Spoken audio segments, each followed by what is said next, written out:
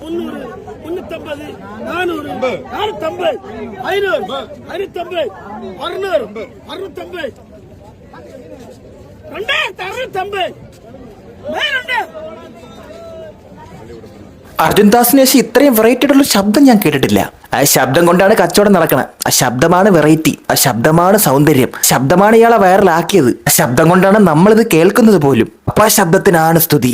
ഒമർ ലുലു ഒരു full toss delivery, ഒരു pace delivery. എനിക്ക് തോന്നുന്നു ഈ ടൂർണമെന്റിൽ തന്നെ ഏറ്റവും പേസ് ഉള്ള ഡെലിവറി ആയിരുന്നു അത്. ഒമർ ലുലു അവിടെ ഒരു നോ ബോൾ വിരിച്ചിരിക്കുന്നു.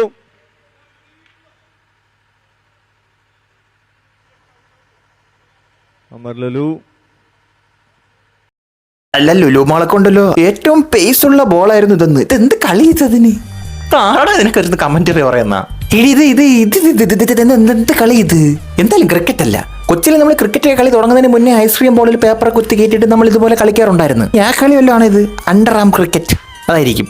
ഇങ്ങനത്തെ ഒരു കളി കളിക്ക് ഇത്രയും ടീമിനൊക്കെ സെറ്റ് ചെയ്ത് ജെഴ്സിയൊക്കെ ഇട്ട് കമന്ററി പ്രമുഖന്മാര് പാട്ട പറയും. ഇത് ബിഗ് ബോസിലെ ടീമല്ലേ? ബിഗ് ബോസ് മറ്റേ രഹസ്യ ഏജന്റ് ഇല്ലേ? കാണുമായിരിക്കും. 3 മടപ്പള്ളി കുത്തി വെച്ചിട്ട് കളിക്കേണ്ട കളീന് ഫാൻസി സ്റ്റംപ് വരെ ഉണ്ട്.